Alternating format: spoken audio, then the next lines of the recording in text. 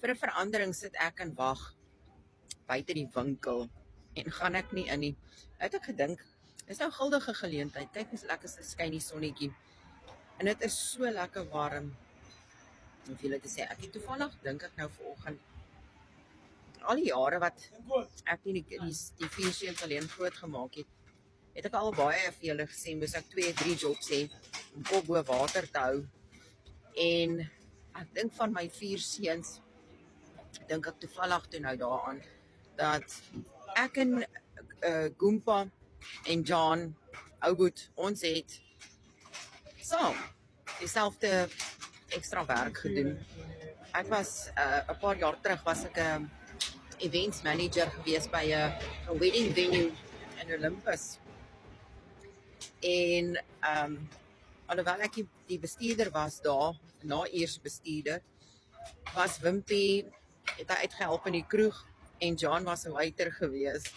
So het ek en my kinders voorberei. En jare terug, ou Konakkie was net gebore gewees, toe daar 'n restaurant oopgemaak in Nina Park met die naam van Kettlebaron.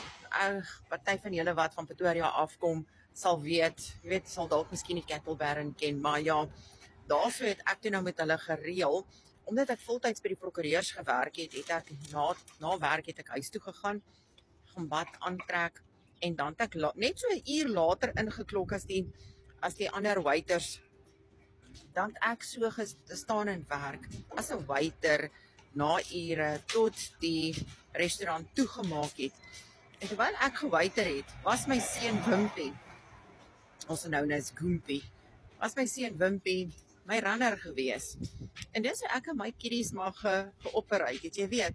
Wanneer dit nodig was, het die kinders ingespring en hulle het ook geoperate, alhoewel hulle geld vir hulle self was, maar so het die kinders daai geld aangewend om te koop dit wat hulle wil hê.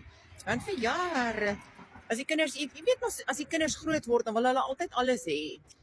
En ek het toe op 'n stadium, ek kan nie eens onthou, het ek 3 jobs gehad, hoeveel jobs nie, maar het ek hier extra jobs gevat om vir my kinders PlayStations te kon koop, bicycles te kon koop, pellet guns, want ek het te jammer gevoel vir my kinders, want shame, die arme bloetjies het net 'n ma wat ma en pa speel. En toe kom ek my fout agter jare later en ek besef, jy doen eintlik jou kinders onreg as jy vir hulle gee, omdat jy jammer voel vir hulle. Maar nietemin, so het ons toe nou geoperate. En ek het toe nou begin leer om vir die kinders te vra. As hulle gesê het, ma, ek kort dit, dan het ek vir hulle gesê, kort jy dit? Het jy dit nodig of wil jy dit hê? En as hy vir my gesê het, hy wil dit hê, dan het ek hom gesê, sorry Boeta, ek kan net voorsien aan dit wat nodig is. So het die kinders ook maar gewerk en hulle het vir hulle gekoop wat hulle wil hê met hulle geld. Die enigste 2 seuns saam met wie ek nog nie 'n ekstra werkie gedoen het nie, was ou Kiantjie en ou Poenatjie. Nou ja, hopelik gaan ek een van die dae die geleentheid hê om saam met my baba te operate, al is dit net tydelik hier en daar.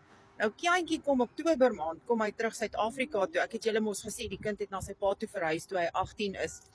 En die kind is nou al 25 en hy bly in Nieu-Seeland by sy pa. So die kind kom in Oktober vir 3 weke vir sy ou moedertjie kuier.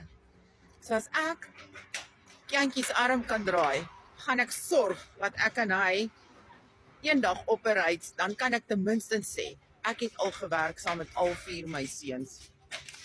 Maar ja, so ken my kinders my, hulle weet ek is nie bang vir werk nie, hulle weet ek het nie 'n leihaar op my lyf nie, en hulle weet ook, 'n mens doen wat nodig is om te kan survive en om dit wat jy in die lewe wil hê, te kan koop.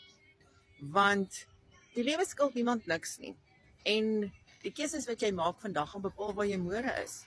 Dit maak nie saak of jy strate vee en of jy sakkies pak en of wat jy doen nie. Maar werk is werk. En solank 'n ou 'n geldjie kry daarvoor, nê, dan operate jy.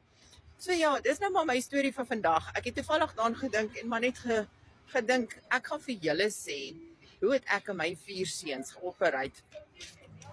Blessings vir julle almal. Ek sien Jackie het al uitgekom en sy sal weer terug in die winkel in. So laat ek klaar maak met my storie. Blessings.